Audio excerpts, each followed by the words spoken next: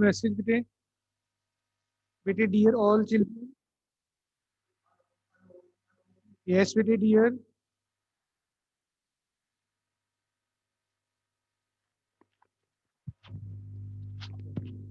Disable कर दो sir. Disable कर दो. Meeting है अभी to start हुआ.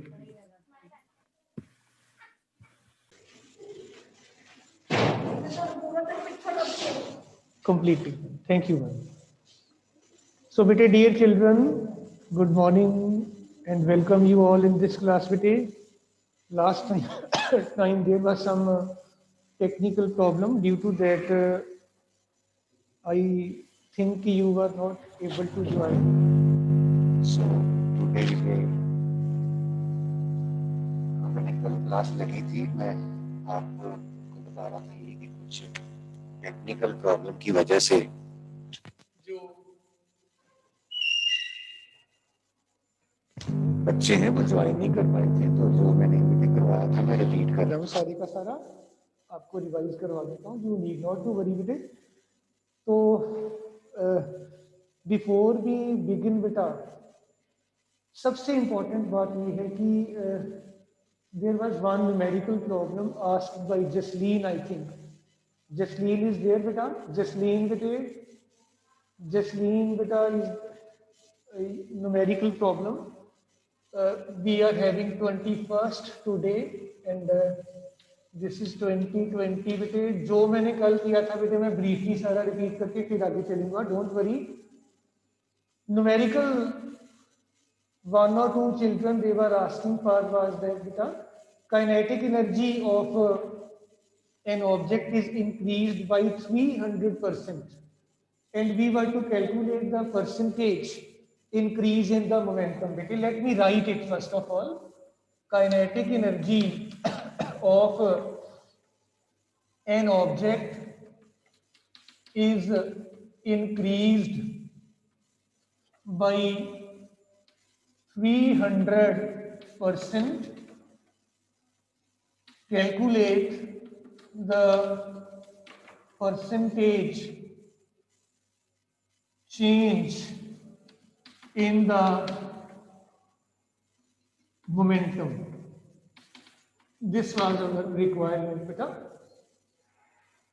Now, beta, regarding this numerical problem, beta, we were to have this relationship between kinetic energy and momentum, that kinetic energy E, this is equal to P square upon 2m. This is the basic relationship that we use for this beta. And P square 2 into m into E and P is root 2 into m into E. We will make use of this formula beta. Now it is given that kinetic energy is increasing by 300% beta. I will write that new kinetic energy, this is initial value plus 300% of E beta. This is given to you in the statement part itself beta. I will write that new kinetic energy E dash, this is equal to E plus 300% of E. It is generally written in this manner, this way, okay? And you can see E dash, this is E plus 3 times E, and E dash, this is 4 times E. This is the new value of the kinetic energy beta. Now beta, we are interested in calculating the change in the momentum. So dear all, new momentum, let me call this as P dash. This is this may be written as small p with it. This is equal to 2 into m into E dash, all under the root beta. Let us substitute for this E dash now. I will have P dash 2m in place of E dash beta. I have 4e with me and all under the root beta. Beta 4 can be taken out of this square root, or initially it can be separated at least. This is 4 into 2 into m into e, all under the root bete. This 2me, you can see well, this is equal to your initial momentum beta p. So I will have this p dash to be equal to 4 root p as such. 4 can be taken out of this square root. This is 2p beta. And this is beta in this manner. Root will be only on 4. It will be 2p beta now. In order to calculate the change in the momentum, rather the percentage change in the momentum, I can shift this p to the left hand side just for the purpose of calculations beta. So let us have p dash divided by p. This is equal to beta 2 now. Now beta let me write on this side of the board. I will have that this p dash upon p. This is equal to 2 beta. P dash upon p, this is equal to 2. In order to calculate the percentage change and the change, I will subtract 1 from both the sides beta. It is just my method to solve this beta. Dear children, the method to solve the given problem, it may vary from person to person. If you have any other idea to solve this particular problem, that's rather good beta. You can adopt your own method also. So at least once see this method also. This is p dash upon p minus 1 is 2 minus 1. This minus 1 on both the sides is done just to calculate the change in the momentum. यहाँ पे LCM लिया, this is equal to 1. And this p dash minus p, beta final momentum minus initial momentum, this will give you the change in the momentum. This is beta your delta p upon p, this is equal to 1. Now this delta p upon p, it can be multiplied by 100 on both the sides with a. Let us go for that. Delta p upon p, this is equal to 1 from this equation. Delta p by p into 100, it is 1 into 100. This is your percentage change in momentum p, and it is between 100%. So dear students, when the kinetic energy is increased by 300%, momentum gets increased by 100%. Yes, beta, if it is clear, you can drop a small message to me so that I will come to know that it is well clear to you all, and I may proceed with the further discussion beta. Mehul, Jasleen, ठीक है बेटे, Jasleen was asking for this problem particularly. Dear children, rest of the students are saying it is clear. Thumbs up from my side to you all beta. But I am not getting the message. हाँ, Jasleen, nice बेटे, okay, well. चलिए बेटे आगे चलता हूँ फिर मैं बेटा. I have after this बेटे work energy theorem beta, we were to prove beta. Rest of the things you have already completed beta, revised rather. So we are all focusing on the revision part now beta. This is our work energy theorem beta. Beta, dear children, work energy theorem, जैसे नाम से ही बेटे clear है, ये work और energy को relate करता है. वर्क डन को काइनेटिक एनर्जी से रिलेट करके बताएगा हमें. तो पुत्र in this statement it is said that कि वर्क डन जो है this is equal to the change in the kinetic energy. तो this is the statement part बेटे. Work done is equal to the change in kinetic energy बेटे. इस चीज को बेटे प्रूव भी करना पड़ेगा. आइए इसको मैं एक बार ब्रीफली आपको स्टेप्स समझा दूं सारे के सारे की. प्रूव इसको कैसे करेंगे बेटा. इमेजिन कर लो बेटे हमारे पास एक स्ट्रेट लाइन है, स्ट्रेट रोड है या फ्लोर है। इस फ्लोर के ऊपर बेटे एक ये टॉय कार इमेजिन कर लीजिए, टॉय कार है। और ये टॉय कार जो है it is moving with velocity small u, mass इसका बेटे m के बराबर है। ए पॉइंट पे ये उधर को जा रही है। एंड बेटे सिलेबस जो है ना बेटा, डियर चिल्ड्रन, आपका जो सिलेबस है PT3 का फर्स्ट चैप्टर से लेकर बेटे जितना हमने कर लिया है, ये सारा आपका PT3 का सिलेबस है। अगर आप चाहते हैं कि मैं कोई और चीज आपको पहले बेटे रिवाइज करवा दूं, आप मुझे एक मैसेज कर देना, मैं वही चीज साउंड बेटे दैट इज नाउ ओवर, वो आपके सिलेबस में नहीं रहा। सक्षम ग्रोवर बेटा, sound chapter is not now in our syllabus, that is deleted bye CBSE। सबसे पहले बेटा ग्रेविटी भी करवा देता हूँ बेटे, ये पहले करवा दूँ आपको, ये छोटा सा 2 मिनट का काम है। I will come to gravity, don't worry बेटे, let us focus upon this. आपका टॉय कार था बेटा, ये मूव कर रहा है स्मॉल यू स्पीड से, स्मॉल यू वेलोसिटी से स्ट्रेट लाइन के अलोंग बेटे। इस पे एक फोर्स F अप्लाई किया गया इस तरीके से, this is the force applied on this toy car. And बेटा फ्लोटेशन इज आल्सो डिलीटेड बेटे, हाँ जी बेटे वो भी डिलीटेड है। फोर्स की वजह से जो आपका ऑब्जेक्ट है it will move in the forward direction.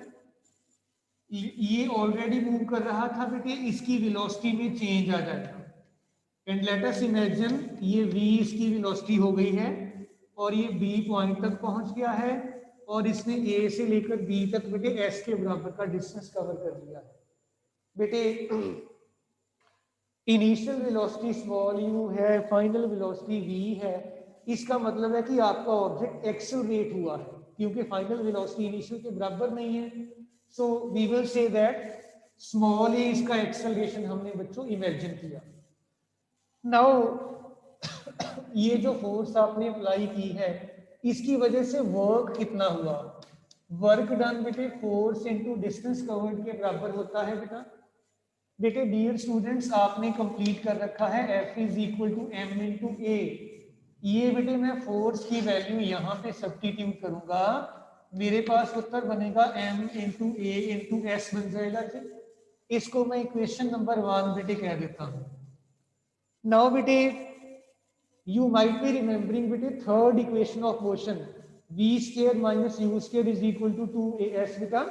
Let me apply that beta, v square minus u square this is equal to 2as beta। तो इसमें हमने as की वैल्यू यहाँ से निकाल लेनी है, as this is equal to 1/2 v square minus u square बेटा। और as की वैल्यू इक्वेशन नंबर 1 में पुट कर देंगे, W will be equal to m और this is between 1/2 v square minus u square बेटा। ये सारा ब्रैकेट के अंदर एडजस्ट कर दीजिए। we will have work done, it is half m v square minus half m u square। तो ये आपका फाइनल काइनेटिक एनर्जी, ये initial kinetic energy. So obviously work done is equal to beta change in the kinetic energy। Dear students बेटा, dear children, अगर ये आपको derivation clear है मुझे हल्का सा कमेंट करके बता दीजिए कि is it clear, so that I can proceed with the new discussion बेटा। मेहुल, सिमरन, हर्षिका, ओके, ऋषित, बहुत बढ़िया, थैंक यू ऑल। चलिए आगे चलते हैं। इसके हाँ जी बेटे ठीक है जी, ठीक है, बहुत बढ़िया जी। इसके बाद बेटे मेरे पास बात आ जाती है पावर का कंसेप्ट है बेटे, 2 मिनट आपके लूंगा उसके लिए, then I will come to gravity directly बेटा। मैकेनिकल पावर क्या चीज है और बेटे किस तरीके से हम जो पावर है वो पुत्र कैलकुलेट करेंगे, let us focus upon that. Power of a machine, rather mechanical power and all that बेटा, let us focus upon this बेटा पावर। पावर को बेसिकली कैपिटल P से बेटे डिनोट करेंगे और जो पावर होता है बेटा this is defined as the rate at which work is done बेटा, या रेट ऑफ डूइंग वर्क को भी आप बेटे पावर कह देते हो। कि जिस रेट पे आपका जो एक्सटर्नल एजेंसी है वो वर्क कर रहा है, that is called power. Formula बेटे पावर के लिए आप ऐसे लिख सकते हो बेटे, work done divided by the time taken, ये आपको रेट देता है। And in terms of mathematical expression this is W upon T, work done upon time taken. Now बेटे अगर मैं यूनिट्स की टर्म्स में बात करूं, SI सिस्टम में I have what as the unit of power, may be mechanical, may be electrical in nature, unit watt ही रहेगा। सो बेटे आपका पावर जो है ये 1 वॉट कब कहलाएगा? If work done is equal to 1 joule and time during which this work done is 1 joule is 1 second. I mean to say that 1 watt is 1 joule over 1 second, this is बेटे watt. And बेटे watt के बिना हमारे पास कुछ और भी units हैं। We have kilowatt, dear children 1 kilowatt 1000 watt के बराबर है बेटा, याद रखिए हमेशा। और 1 मेगावाट ये इससे भी बड़ा यूनिट है बेटा, ये 10⁻⁶ वॉट्स के बराबर होता है। और याद रखना अगर आप किलोवाट्स की टर्म्स में लिखोगे 10⁻³ किलोवाट्स बन जाएगा ये। सो watt, kilowatt, megawatt, still 1 horsepower is still there, 1 horsepower बेटा ये 746 वॉट्स के बराबर होता है। Keep this thing always in mind. So ये आपका बेटे वर्क डन और पावर का कंसेप्ट था। कई बार अगर बेटे बच्चों को थोड़ा सा मुश्किल क्वेश्चन डालना हो तो पावर जो है ये कुछ और फॉर्म में भी पूछी जा सकती है। Let me discuss that with you also बेटे। मैकेनिकल पावर हो या इलेक्ट्रिकल पावर हो बेटा, जैसे हमने जस्ट नाउ बेटे ये सॉल्व किया था कि जो आपका वर्क डन है और टाइम टेकन है ये पावर के साथ ऐसे रिलेटेड है। डियर ऑल, वर्क डन आपने किया था फोर्स इनटू डिस्टेंस कवर्ड के बराबर, ये हमने पहले चैप्टर के बिगिनिंग में किया था। आप इस वर्क डन को यहां सब्स्टिट्यूट करिए, power will be equal to force into distance covered upon time taken. बेटे distance covered upon time taken आपको स्पीड दे देगा, और अगर distance covered is in a particular direction वो आपको बेटे वेलोसिटी भी दे देगा। देन बेटा पावर आपके पास फिर क्या बन गया, F इंटू वी के बराबर बन गया। तो ये आपके पास पावर का बेटे एक और फार्मूला बन जाता है। You can use this also बेटा। So this was the concept of power. एक छोटी सी चीज इसके साथ बेटे रिलेटेड और है, दैट इज बेटे इलेक्ट्रिक एनर्जी। कभी कभी एग्जामिनर आपको इलेक्ट्रिक एनर्जी के साथ रिलेटेड जो है क्वेश्चंस के बारे में भी पूछते हैं, तो मैं 1 मिनट आपका इसके ऊपर और लगाऊंगा। इलेक्ट्रिक एनर्जी के कंसेप्ट पे बेटा बी कैसे आया, हाँ बेटे डिस्टेंस ओवर स्पीड। अभी अभी किसी बच्चे ने मैसेज किया था, drop me message once again बेटा। डिस्टेंस ओवर टाइम टेकन को बेटे वी लिख दिया हमने। Is it clear? यस बेटे डियर। किसी बच्चे का अभी अभी मैसेज था कि वी कैसे आया है। सो ये distance covered upon Krishnan Soni, good बेटे ओके। इसके बाद बेटे मेरे पास बात आ जाती है इलेक्ट्रिक एनर्जी की। इलेक्ट्रिक एनर्जी बेटे डियर स्टूडेंट्स देखिए ध्यान दीजिए, मेरी बात बड़े ध्यान से सुनिएगा। हम अपने घर में इलेक्ट्रिसिटी को यूज करते हैं और उसके बदले में हमें महीने के बाद या 2 महीने के बाद इलेक्ट्रिसिटी डिपार्टमेंट को एक बिल देना पड़ता है। और वो बिल की स्लिप भी आपने देखी होगी, एक लॉन्ग स्लिप होती है, उससे डिपार्टमेंट इलेक्ट्रिसिटी डिपार्टमेंट की तरफ से लिखा होता है कि this is the old reading of your meter, this is the new reading of your meter, these are the number of units consumed. एक यूनिट की कीमत इतने रुपए है और इतने यूनिट आपने कंज्यूम किए हैं, तो आपका बिल इतना बन गया। तो मैं आपको ये मेथड सिखा देता हूं। आप सारे बच्चे अपने घर का बिल नेक्स्ट आएगा जो खुद एक बार क्रॉस चेक करके जरूर देखना और मुझे बताना कि are you able to do that or not. बेटा ध्यान दीजिएगा जरा बेटे।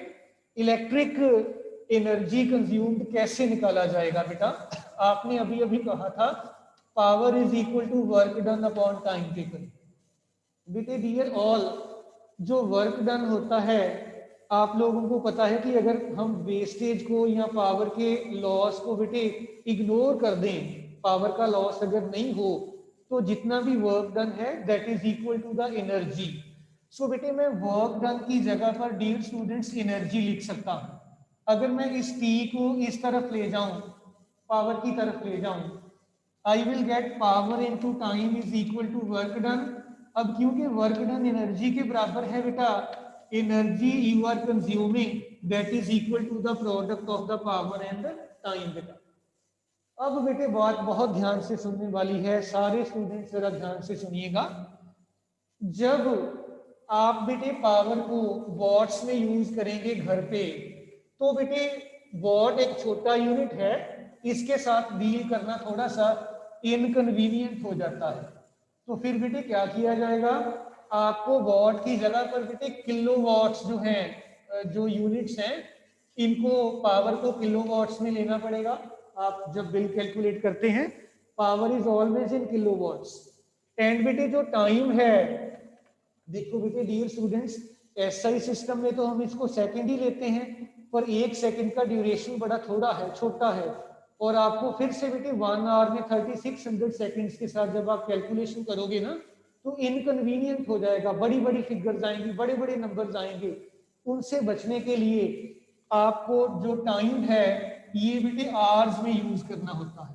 सो इन दिस मैनर, अगर आपके घर में पावर किलोवाट में यूज हो रही है, टाइम आवर्स में यूज हो रहा है, इलेक्ट्रिक एनर्जी आपके पास ऑटोमेटिकली किलोवाट आवर्स में बेटे आ जाएगी। सो अगर मैं आपको और बेटे इस डिस्कशन में इन्वॉल्व कर लूं, 1 किलोवाट आवर कितनी बेटे एनर्जी है, जब आपके घर में 1 किलोवाट पावर 1 आवर के लिए यूज हो रही है। बेटे डियर ऑल, आपके घर में 1 किलोवाट पावर 1 आवर के लिए यूज हो रही है, आपकी एनर्जी की कंजम्पशन 1 किलोवाट आवर हो गई बेटा। सो बेटे इन दिस मैनर जो बोर्ड है इलेक्ट्रिसिटी डिपार्टमेंट का जो है, उन्होंने इस 1 किलोवाट आवर को या किलोवाट आवर जो है, ये इसको बेटे बोर्ड ऑफ ट्रेड यूनिट्स बोला हुआ है। शॉर्ट फॉर्म में इसको BOTU कुछ ऐसे आपने बुक्स पे लिखा देखा होगा। This is called board of trade units बेटा। नाउ बेटे आइए थोड़ा सा और आगे चलें इस डिस्कशन के साथ। आई कैन से दैट बेटा 1 यूनिट आपके घर में 1 किलोवाट आवर के बराबर है, और ये 1 किलोवाट पावर फॉर 1 आवर, इसको बेटे आप बोर्ड ऑफ ट्रेड यूनिट कहेंगे। कभी कभी आपसे भी पूछते हैं कि आप किलोवाट आवर और जूल्स को कैसे रिलेट करोगे। Relationship between kilowatt hour and joules बेटा। बेटे 1 किलोवाट आवर, ध्यान से जरा समझना, ये 1000 वॉट्स, 1 किलोवाट में 1000 वॉट्स होते हैं बेटा। 1 आवर में कितने सेकंड्स होते हैं, 60 × 60 सेकंड्स हो जाएंगे। ये बन गया आपके पास 1000 watts multiplied by 60 × 60, 3600 seconds. Now it will be equal to 3 6 2 zeros ये हैं, 3 ये हैं, ये 5 जीरोस हो गई, वॉट सेकंड आ गया बेटे। वॉट इनटू सेकंड जूल होता है। So it will be 3 6 1 2 3 4 5 zero, so many joules. इसको स्टैंडर्ड फॉर्म में लिख देते हैं और आपको वो रिलेशनशिप मिल जाएगा बेटे डियर ऑल। आपको एक्सरसाइज में क्वेश्चंस भी काफी इसके साथ एक मिनट बेटे, एक मिनट बेटे, एक मिनट। 1 यूनिट जो है this is equal to 1 kilowatt hour, this is 3.6 × 10⁻⁶ joules। So this is बेटे यूर रिलेशनशिप। बेटे 1 वॉट जो है, ध्यान देना, 1 वॉट 1 जूल ओवर 1 सेकंड आपने किया था ना, तो सेकंड को इधर ले जाओ, 1 joule will be equal to 1 watt into second. यही मैंने बेटे यहाँ पे यूज किया है। वॉट इनटू सेकंड को बच्चों मैंने जूल्स के बराबर लिख दिया है। बेटे डियर ऑल, मुझे कमेंट करके बता दीजिए ये सारा कंसेप्ट आपको बच्चों क्लियर है, so that I can move ahead with the gravity and all that बेटा। Visham Jyoti saying that it is clear to him, और बाकी बच्चे भी बेटे थोड़ा सा बता दीजिए। जैसिका नाइस बेटा, जसलीन ठीक है बेटे, ध्रुव बहुत बढ़िया बेटे, बहुत बढ़िया पुत्र। चलिए बेटे मैं अब बात करता हूँ फिर ग्रेविटी और ग्रेविटेशन के बारे में बेटे ब्रीफली बात कर लेता हूँ। सो इस तरीके से नेक्स्ट वीक में मैं कोशिश करूंगा कि आपका सिलेबस खत्म हो जाएगा एंड मेन टॉपिक्स में आपको सारे बेटे रिवाइज करवा दूंगा। बाकी आप लोग अपनी मेहनत करते रहिए, अगर आपको कोई दिक्कत आएगी आप मुझे बेटे मैसेज कर देना, मैं आपको वो टॉपिक जो है जरा डिटेल में करवा दूंगा, ठीक है जी। प्रिंसी बेटे आप ना कोई भी न्यूमेरिकल जो चाहते हो मुझे उसका स्टेटमेंट फॉरवर्ड कर देना, मैं करवा दूंगा, डोंट वरी, चिंता नहीं करनी बेटे, डरना बिल्कुल नहीं है। सो इसके बाद हमारे पास है ग्रेविटेशन, नया यूनिट हम स्टार्ट करने जा रहे हैं रिवीजन में बेटा। ग्रेविटेशन में बेटे हमारा न्यूटन्स लॉ ऑफ ग्रेविटी जो है, न्यूटन्स लॉ ऑफ ग्रेविटेशन जो है rather that is the basic governing law in this case बेटा।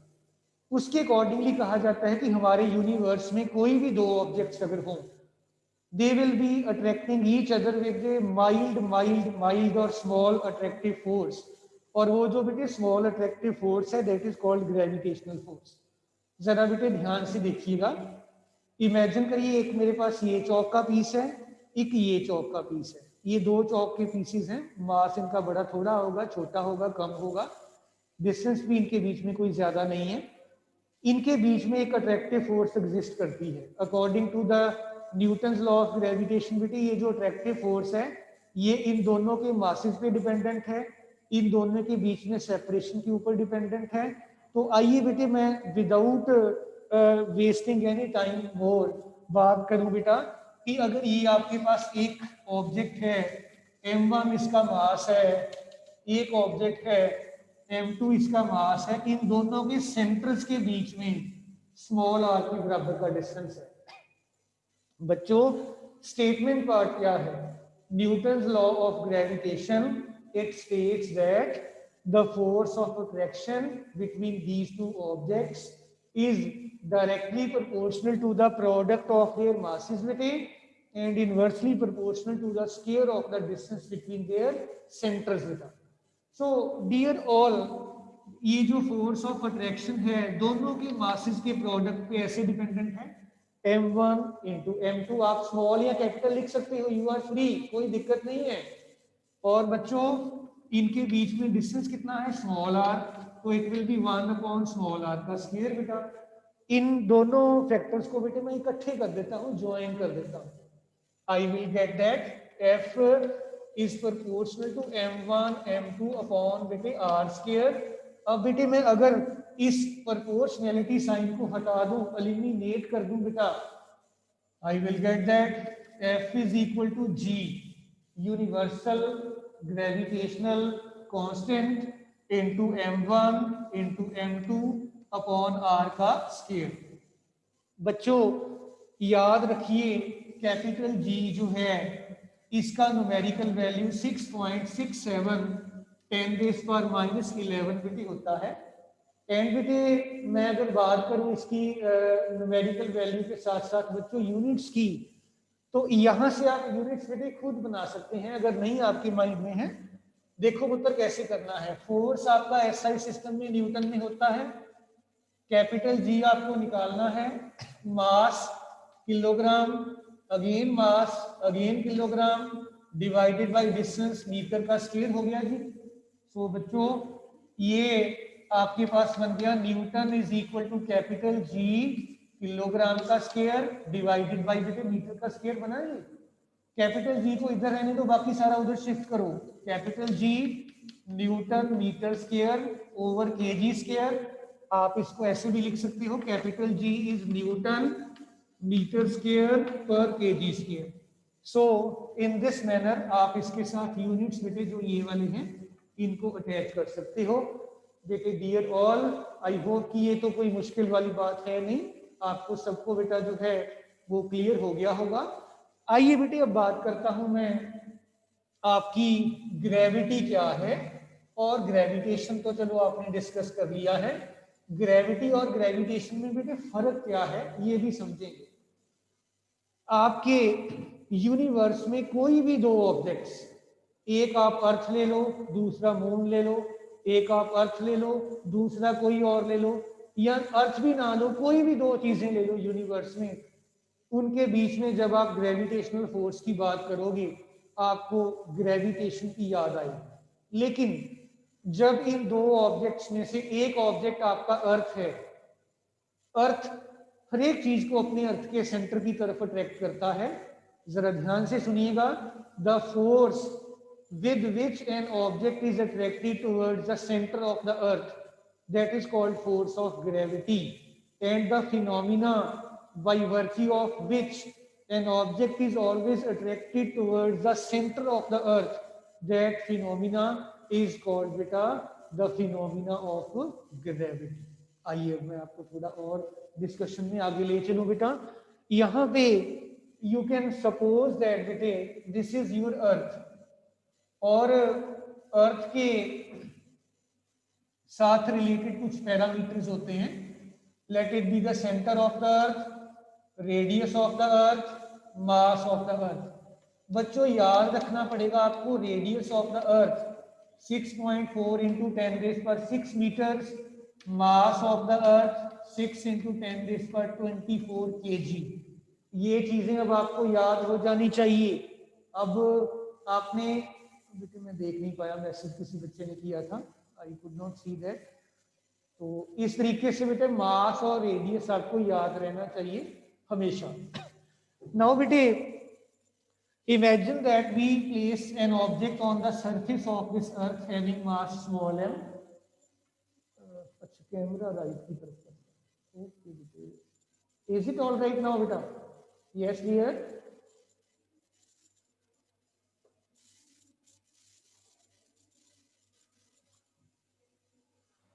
बेटे क्लियर है अब?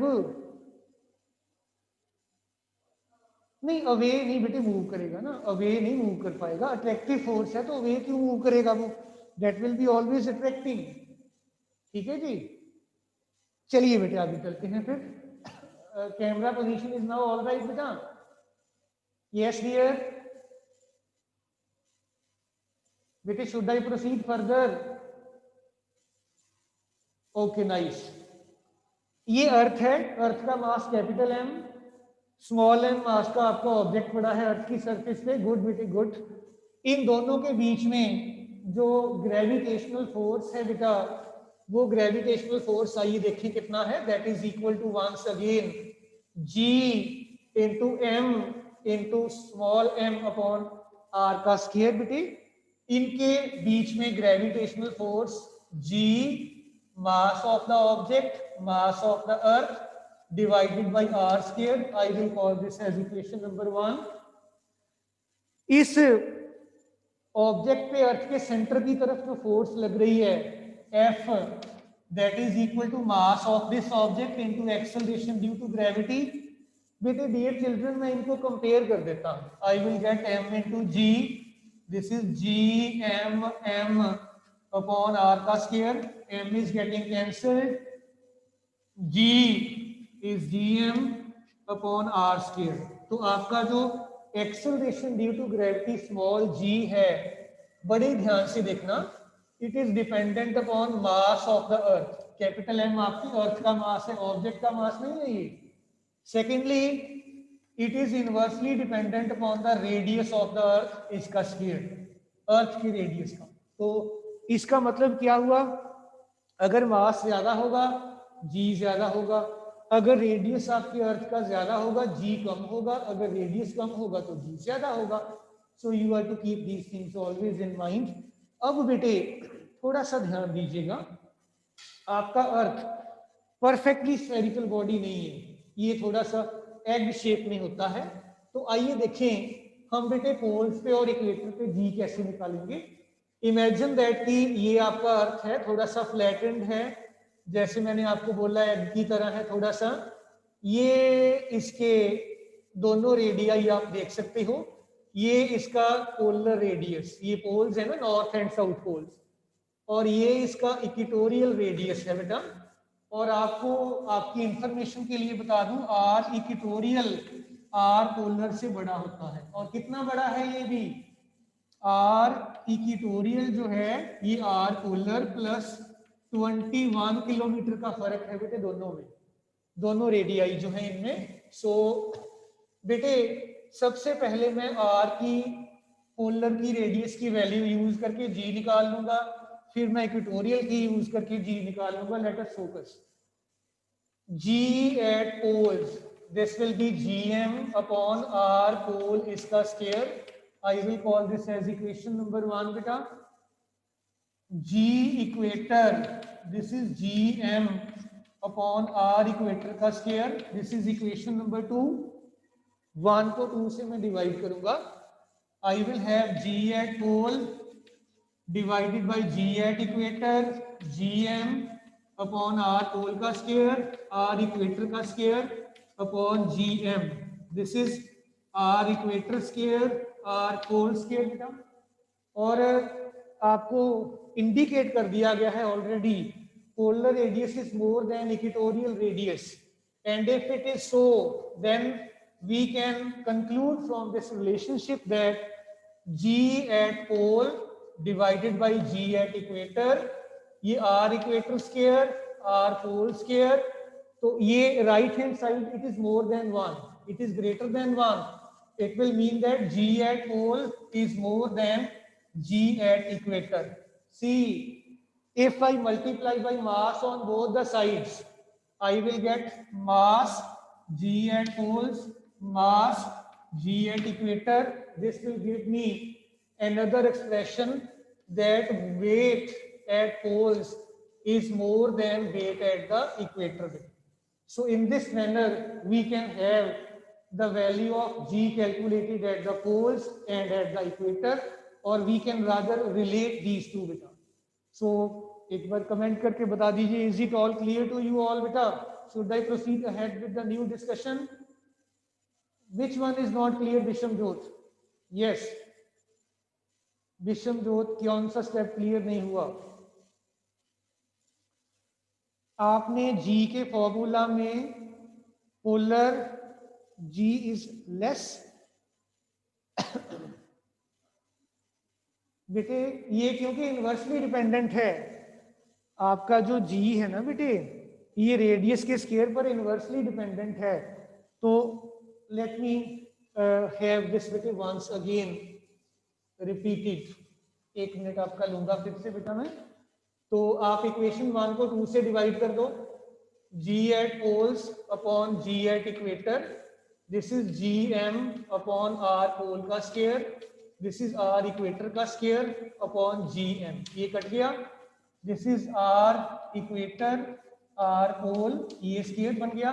r इक्वेटर पोलर से बड़ा है ना बेटा, अगर ये बड़ा है तो आपका ये फैक्टर बड़ा मोर देन 1 आप लिखोगे, और अगर आप मोर देन 1 लिखोगे g at pole will be more than the g at equator। बेटे जो g है रेडियस पे डिपेंडेंट होता है, पोलर रेडियस बेटे आपका कम है, और रेडियस जो है इनवर्सली डिपेंड करता है g पे। विषम ज्योत क्लियर हुआ कि